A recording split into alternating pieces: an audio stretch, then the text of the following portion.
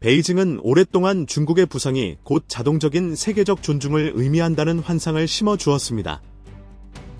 많은 중국인이 단순히 나는 중국인이다라고 선언하기만 하면 외국이 특권을 줄 것이라 믿게 만들었습니다. 그러나 현실은 그 환상을 산산조각냈습니다. 중국 여행객들은 점점 더 의심의 눈초리를 받고 공항에서 더 엄격한 검사를 받으며 관광지에서 밀려나고 많은 경우 노골적인 적대감에 직면합니다.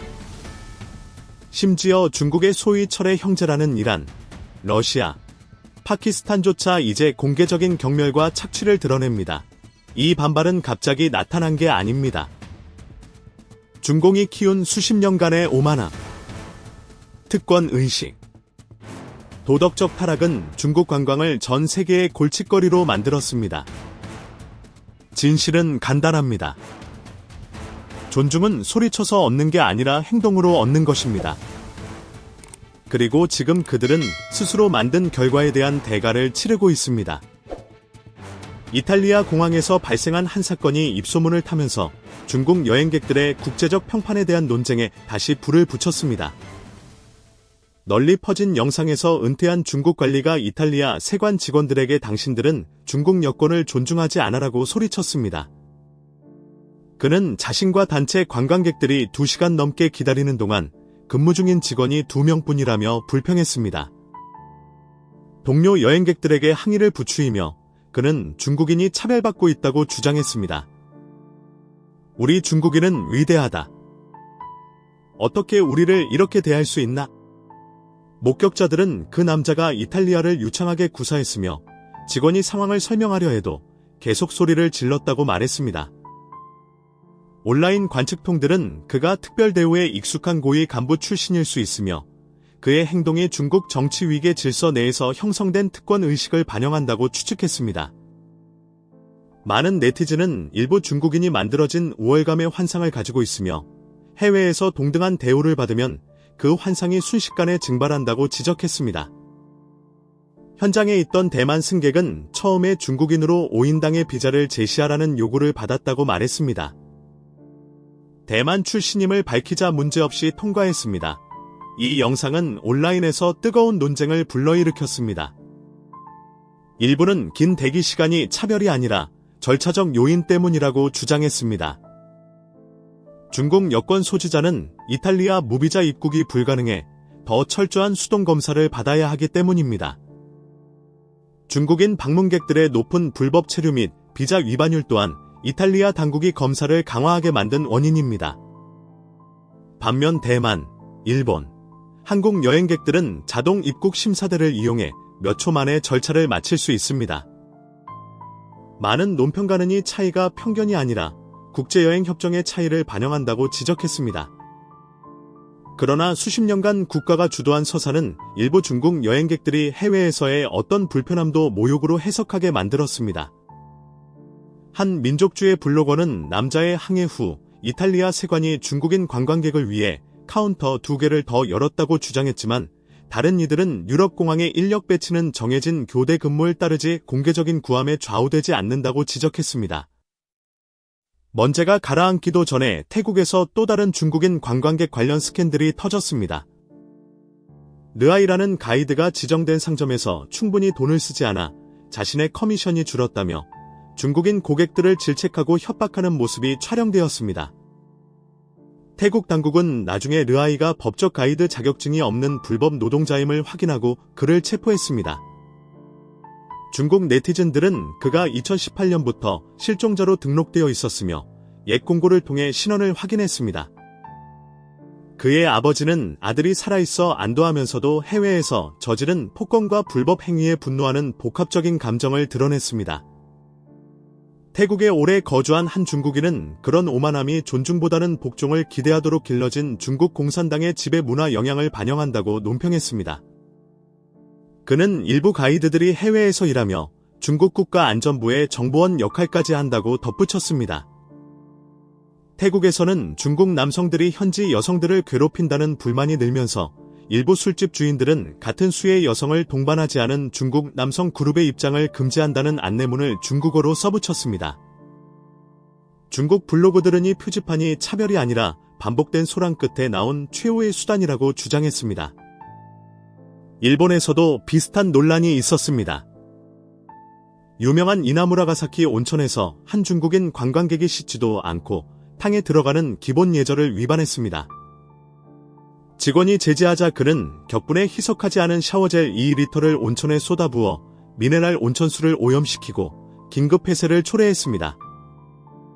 기괴한 황금 탄산 수소염 온천으로 유명한 이곳은 이후 방문객들에게 적절한 예절을 지켜 달라는 중국어, 영어 이중 언어 안내문을 게시했습니다.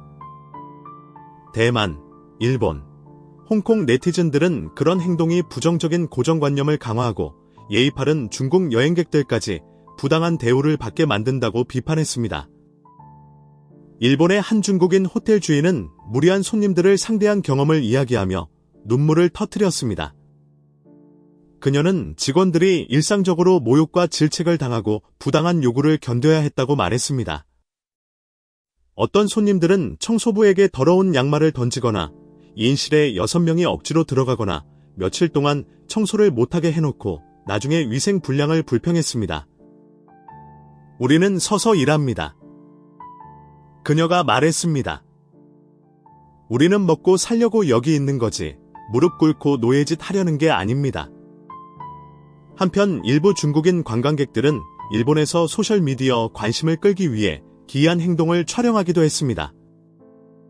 전철 좌석에 눕거나 공중 화장실에서 머리를 감거나 붐비는 장소에서 중국 사랑해를 외치는 시기인데 일본 언론의 조롱거리가 되었습니다.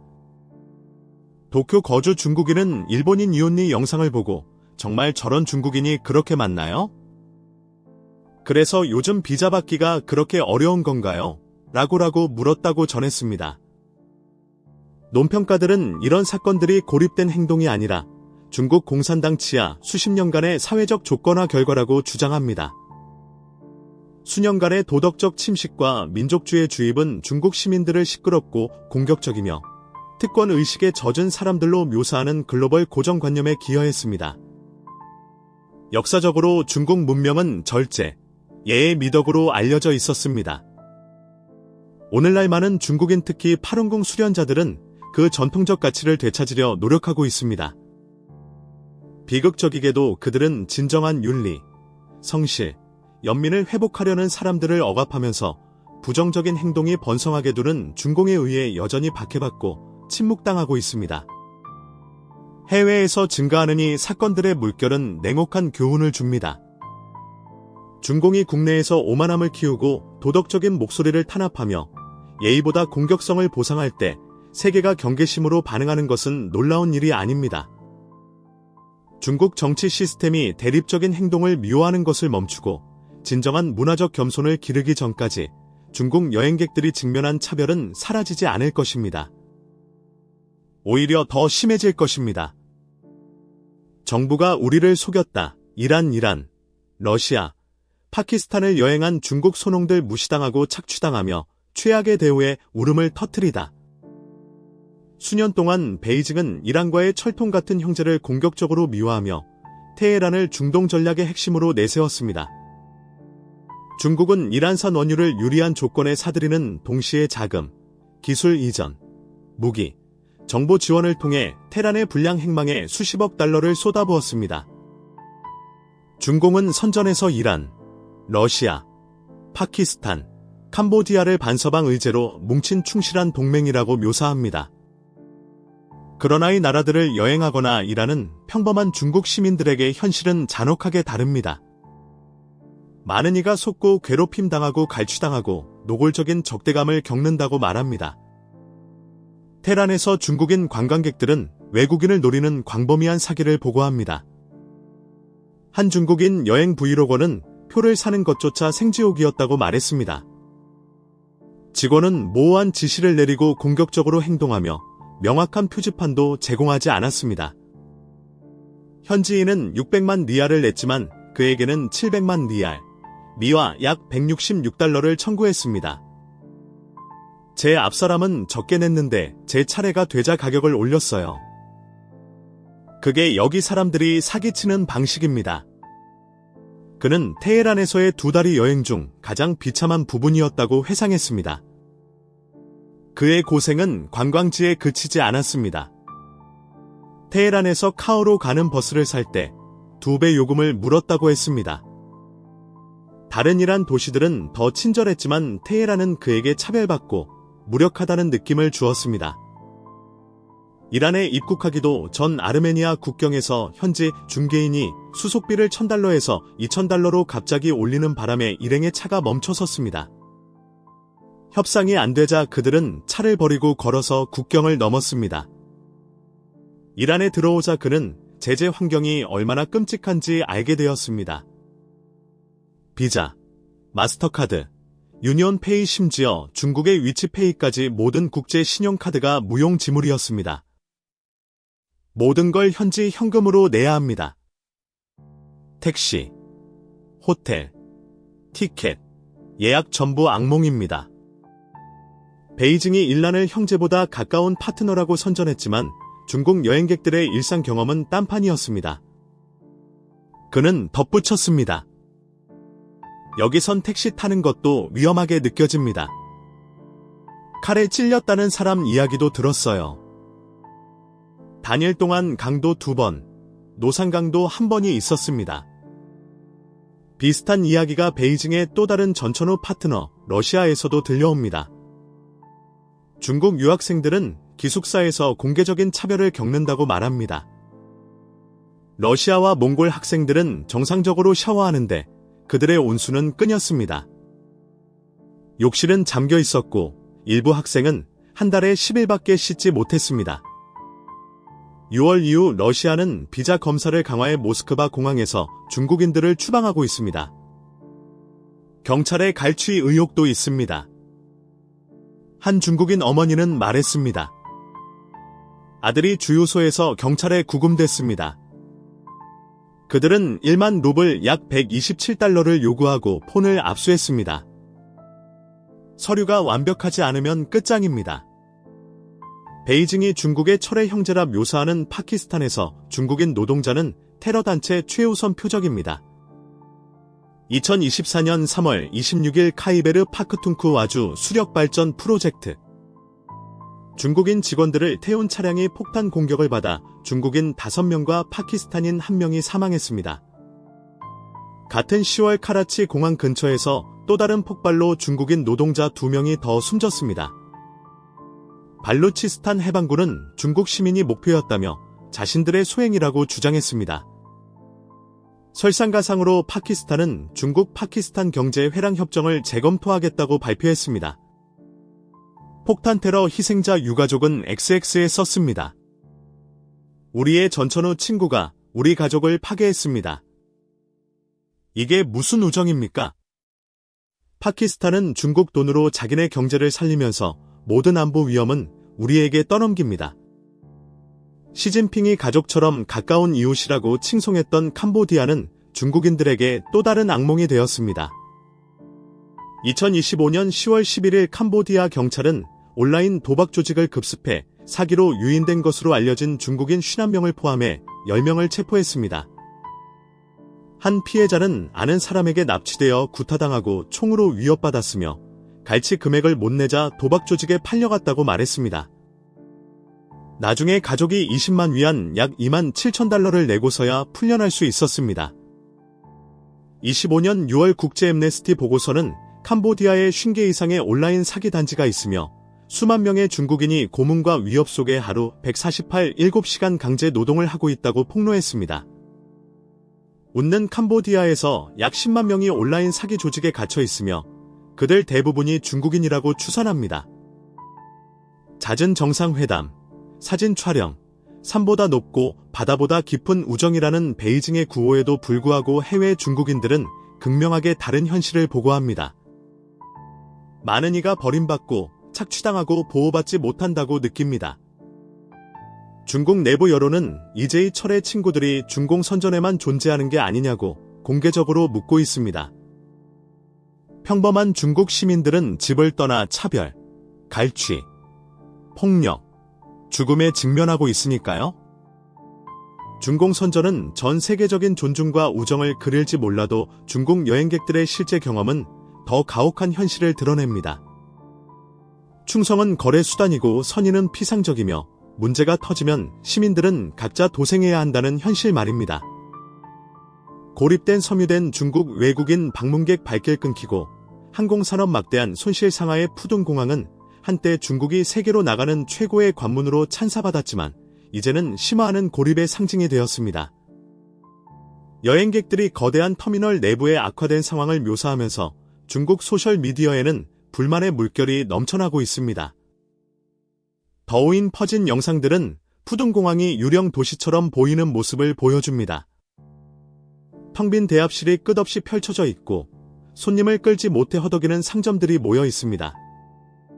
한 여행객은 캐리어를 끌고 다니는 게 마치 버려진 건물을 걷는 기분이라고 말했습니다.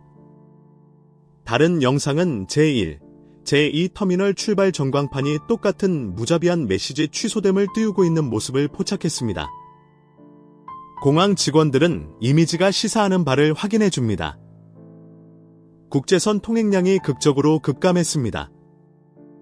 여러 항공사가 상하이 운항을 축소하거나 완전히 철수하고 대신 도쿄, 싱가포르, 서울로 노선을 옮겼습니다.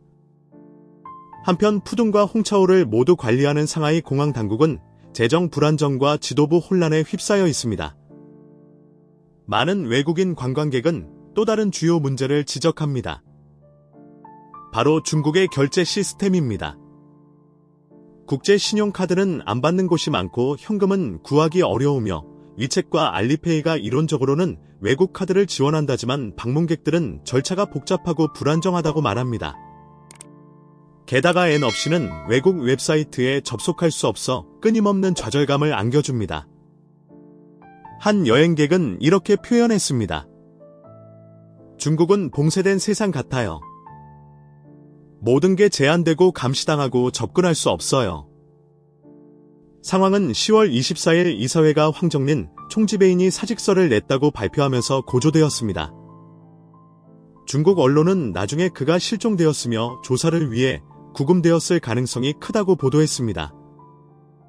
2019년 50억 위안을 벌어들이던 수익성 좋은 기업이었던 공항은 2022년 30억 위안 적자를 포함해 3년 연속 손실을 기록했습니다.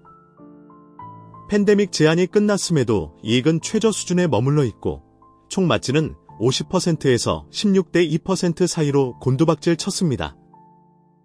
중국의 3대 국영 항공사도 적자의 늪에 빠져 5년 연속 손실을 기록했습니다. 베이징이 2023년 초 코로나 통제를 완화하고 무비자 입국을 확대했음에도 인바운드 관광은 회복되지 않았습니다.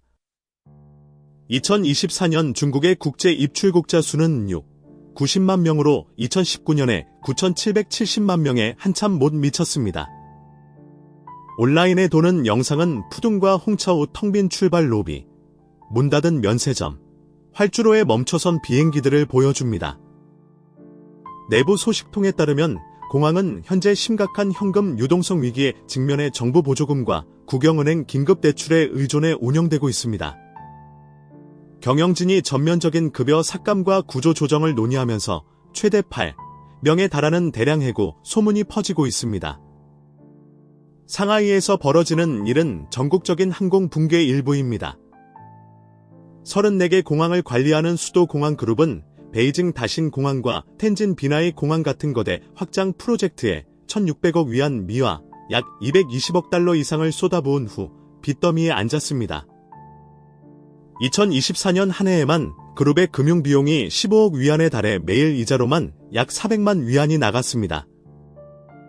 승객 수가 늘어도 살인적인 감가상각과 부채 비용이 회사를 파산 직전으로 몰고 갔습니다.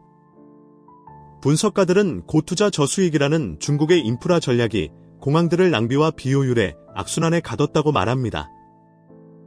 항공당국 내부의 만성적인 부패는 상황을 악화시켰고 여러 관리가 뇌물과 횡령으로 체포되었습니다.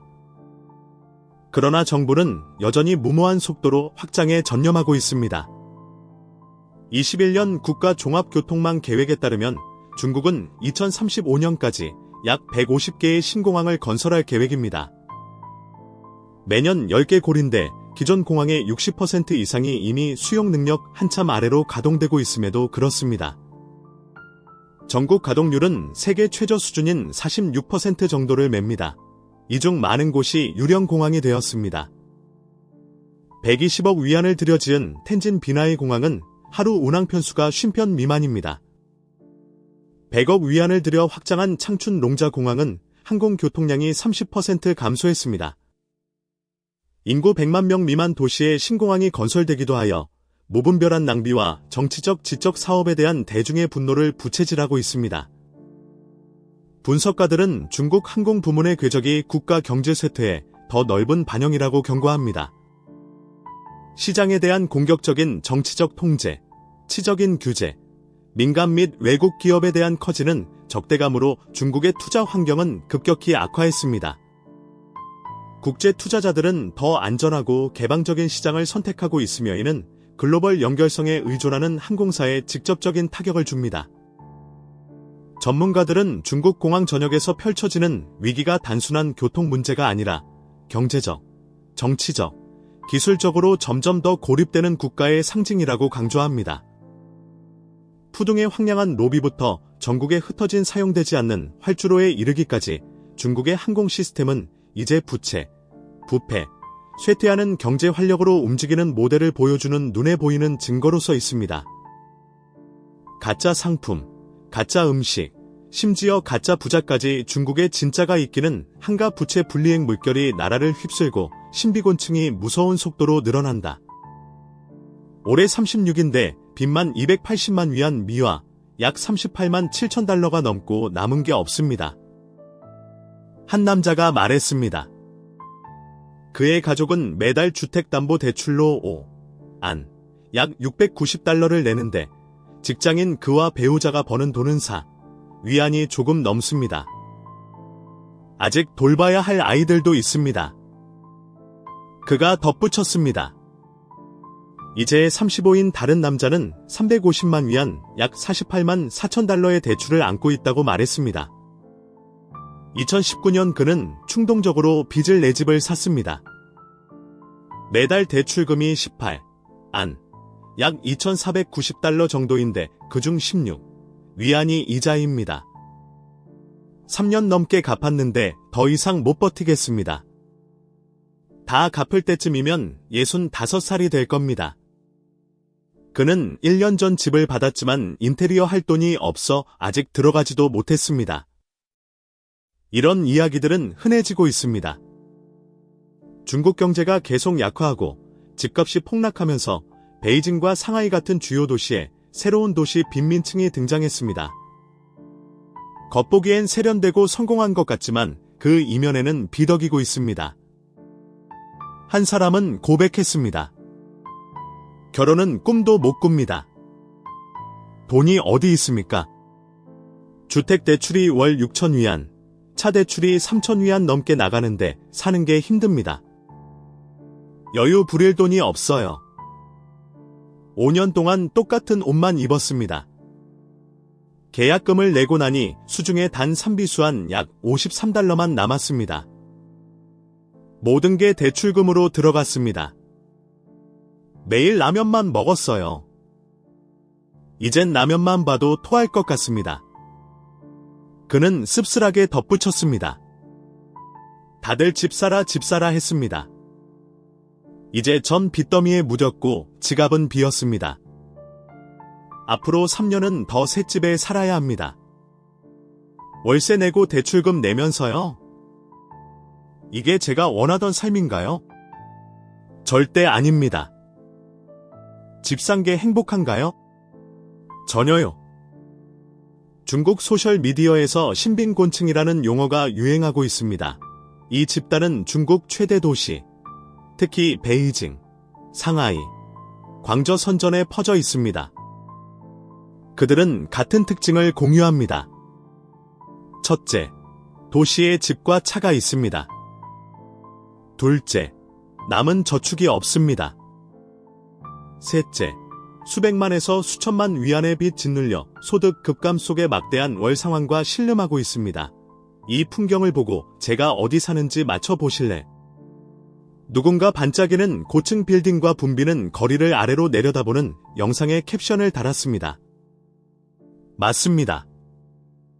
전 온라인의 신빈곤층 중 하나입니다. 겉으로는 화려해 보이지만 속은 텅 비었습니다. 과거의 가난한 사람들은 눈에 띄게 가난했습니다. 번듯한 집은커녕 자전거도 없었습니다. 오늘날의 빈곤층은 전혀 그렇게 보이지 않습니다. 명품을 입고 차와 부동산을 소유하고 미식과 휴가 사진을 올릴 수도 있습니다. 그러나 그 껍데기 뒤에서 많은 이가 파산 상태입니다.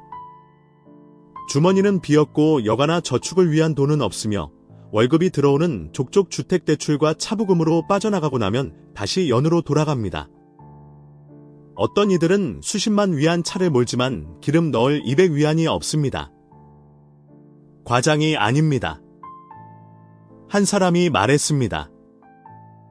더 나쁜 거니 비지대를 이어갈 수 있다는 점입니다. 중국의 도시화가 둔화하면서 분석가들은 광범위한 도시 쇠퇴의 시대가 다가오고 있으며 그 시대 신빈곤층은 점점 더 눈에 띄게 될 것이라고 경고합니다. 고향에 갈 때마다 텅 빈 고층 아파트 단지들을 보고 놀랍니다. 한 주민이 말했습니다. 거기 살 사람이나 있는지 의문입니다.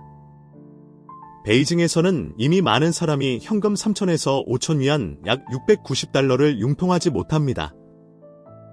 대량 해고 불안정한 일자리 줄어드는 급여는 수백만 명에게 지출을 줄이고 생활 수준을 낮추도록 강요했습니다. 그들은 오락을 피하고 병원 치료를 건너뛰며 끊임없는 두려움 속에 삽니다.